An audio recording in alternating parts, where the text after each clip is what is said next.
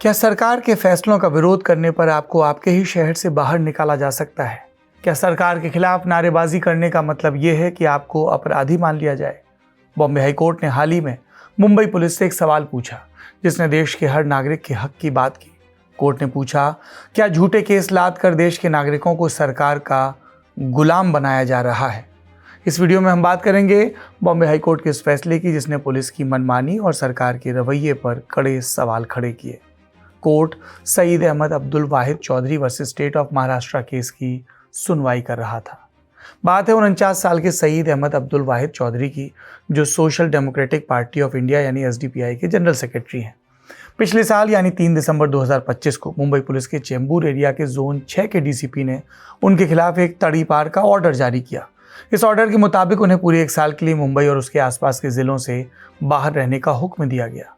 Police ने इसके पीछे वजह क्या बताई? पुलिस के मुताबिक सईद चौधरी के खिलाफ 2019 से 2024 के बीच कई एफआईआर दर्ज हैं। और ये एफआईआर क्यों थी? क्योंकि उन्होंने अलग अलग मुद्दों पर, जैसे सीएएनआरसी कानून, बाबरी मस्जिद या ज्ञानवापी मुद्दे पर मोर्चे निकाले, रैलियां की, विरोध प्रदर्शन किए। सईद चौधरी ने इस तड़ीपार के आदेश को बॉम्बे हाई कोर्ट में चुनौती दी। उनके वकील पायुषी रॉय और इब्राहिम हरबात ने कोर्ट को बताया कि जिन एफआईआर का हवाला पुलिस दे रही है वो सब आईपीसी की धारा 188 यानी पुलिस के आदेश का उल्लंघन के तहत थी। इसमें ज़्यादा से ज़्यादा 1 महीने की सज़ा होती है। इसके दम पर आप किसी को तड़ीपार नहीं कर सकते। वकीलों ने यह भी आरोप लगाया कि ये सब इसलिए किया गया ताकि उन्हें लोकल कॉरपोरेशन चुनाव से दूर रखा जा सके और लोकतांत्रिक आवाज़ को दबाया जा सके। सईद चौधरी की वकील पायुषी रॉय ने एक और कानूनी पॉइंट उठाया। उन्होंने कहा कि पुलिस ने इस कार्रवाई के लिए महाराष्ट्र पुलिस एक्ट के सेक्शन 56 का इस्तेमाल किया। अब कानूनन ये सेक्शन तब लगाया जाता है जब कोई इंसान समाज के लिए, किसी की जान या प्रॉपर्टी के लिए बड़ा खतरा बन चुका हो। लेकिन सईद चौधरी ने शांतिपूर्ण प्रदर्शन किए थे। उन्हें अपनी बेगुनाही साबित करने का मौका दिया बिना ही सीधे 1 साल के लिए तड़ीपार कर दिया गया, जो कि गैर कानूनी है। दूसरी तरफ सरकारी वकील ने पुलिस का बचाव करते हुए दलील दी। कोर्ट में उन नारों का जिक्र किया जो प्रदर्शन के दौरान लगाए गए थे। सरकारी वकील का कहना था कि पुलिस ने इन प्रदर्शनों की परमिशन नहीं दी थी, फिर भी कानून तोड़कर ये रैलियां की गई, इसलिए पुलिस की ये कार्रवाई कानून के मुताबिक बिल्कुल सही है।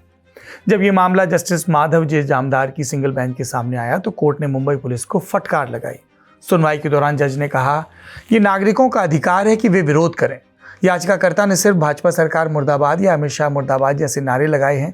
क्या नागरिक ऐसे नारे भी नहीं लगा सकते? इसके लिए तड़ीपार का ऑर्डर क्यों? ये कार्रवाई याचिकाकर्ता के बोलने और अभिव्यक्ति की आज़ादी के मौलिक अधिकार पर चोट करती है और सम्मान से जीने के उसके अधिकार का भी हनन करती है। जस्टिस जामदार ने पुलिस को कहा कि पुलिस जनता की सेवक है, सरकार के आला अधिकारियों या मुख्यमंत्री प्रधानमंत्री की गुलाम नहीं है। कोर्ट ने कहा कि नागरिकों को संविधान के आर्टिकल 19 और आर्टिकल 21 के तहत अपनी राय रखने और सम्मान से जीने की आज़ादी है। पुलिस की कार्रवाई पूरी तरह से गलत नीयत से प्रेरित थी। रिकॉर्ड पर ऐसा कोई सबूत नहीं जिससे ये साबित हो सके कि सईद चौधरी के घूमने फिरने से समाज को या किसी की संपत्ति को कोई खतरा था।